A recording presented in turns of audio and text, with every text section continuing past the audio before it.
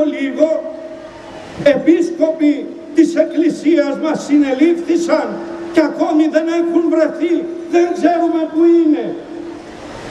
Βιάστηκαν κοπέλες με την ιαχή, είναι χριστιανές, και με την λέξη την κατάλληλη το πλήθος οθούσε τους βιαστές για να τις βιάζουν.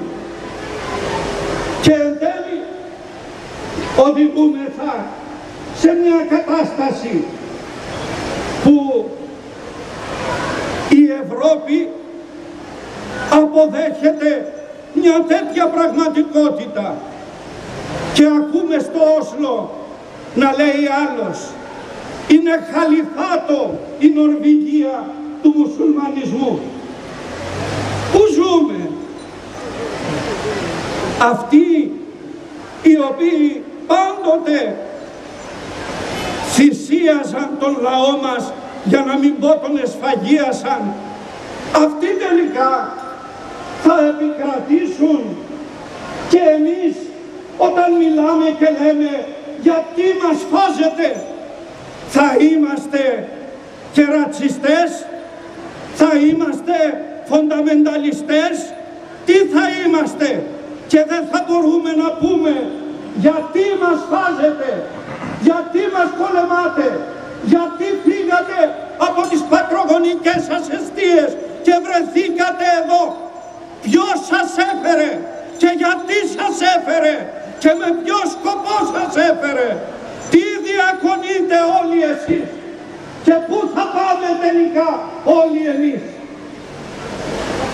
Αυτό δεν είναι κήρυγμα μίσους, είναι κήρυγμα προβληματισμού, γιατί ακριβώς εμείς μάθαμε να αγαπάμε και τους εχθρούς μας. Ναι, αυτούς που σαν αυτές τις ημέρες πριν από 80-90 χρόνια μας έδιωξαν από τις πατρογονικές μας εστίες μέσω του συνοστισμού. Αυτοί μας έδιωξαν ανήμερα της Παναγίας, έκλεισαν τα μοναστήρια μας και οδηγήθηκε 1.000.000 ορθόδοξος ελληνικός λαός στην προσφυγιά και στην κρίση και στην πείνα και στη δίψα και στην εκμετάλλευση. 1.000.000 και πλέον άνθρωποι. Και τώρα φεύγουν και από τη Συρία και από την Αίγυπτο και από την Αντιόχεια και από την Αίγυπτο και από την Ιγυρία και από το Πακιστάν και από το Μπαγκλαντές να έρθουν εδώ να τους σώσουμε. Και αφού τους σώσουμε, εν τέλει να μας πούν περαστικά σας.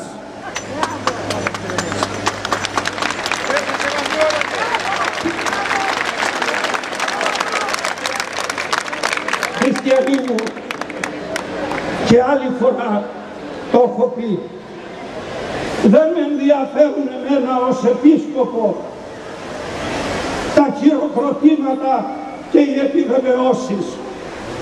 Με ενδιαφέρει το ότι πονούμε το λαό μας και αυτή τη στιγμή είμαστε υποχρεωμένοι δημόσια, με δημόσιο λόγο, να απευθυνθούμε προς τους ισχυρούς και να τους πούμε κάτω τα χέρια από την πατρίδα μας, κάτω τα χέρια από την πίστη μας, κάτω τα χέρια από ό,τι θα μας οδηγήσει στη δυστυχία, στον πόνο, στην εκμετάλλευση, στο χάσιμο των φυσικών και ηθικών και πνευματικών μας πόρων.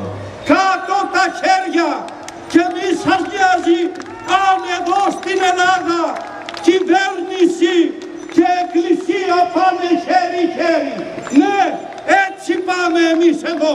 Κι αν σας αρέσει, δεν σας καλέσαμε να μας σώσετε. Μας οδηγήσατε στη δυστυχία. Ξέρουμε τι επιλέγουμε και ξέρουμε τι θα κάνουμε και ξέρουμε πώς θα πορευτούμε. θα πορευτούμε με την αγάπη του Θεού και θα γιατρέψουμε τις πληγές μας και τα πάθη μας με την πρεσβεία της Παναγίας Θεοτόκου της Γιάτρισσας. Γι' αυτό έχετε μεγάλη ευθύνη. Το έχω πει κι άλλη φορά. Η δική μου η ευθύνη ως πνευματικού σας πατέρα τελειώνει με το να ομιλήσω δημόσια. Η ευθύνη όμως από εδώ και πέρα είναι δική σας. Ελάτε λοιπόν μπροστά στο εικόνισμα της Παναγιάς. Ελάτε να προσευχηθούμε.